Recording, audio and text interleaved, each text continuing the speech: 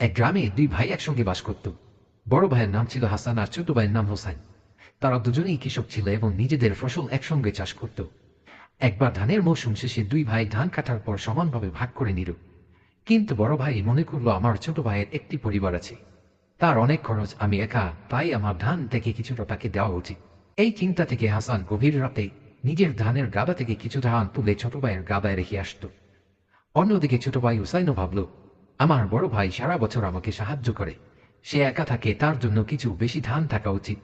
এই কারণে সে রাতের আধারে নিজের গাদা থেকে কিছু ধান বড় ভাইয়ের গাধায় রেখে আসত। এভাবে প্রতিদিন রাতে দুজনেই একে অপরের জন্য ধান সরিয়ে রাখত।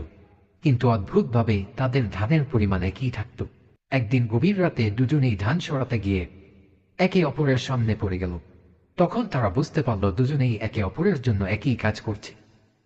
তারা আল্লাহর কাছে কৃতজ্ঞতা প্রকাশ করল যে তাদের মধ্যে এত ভালোবাসা এবং দয়া রয়েছে। বন্ধুগণ, এ থেকে আমরা কি শিক্ষা পেলাম?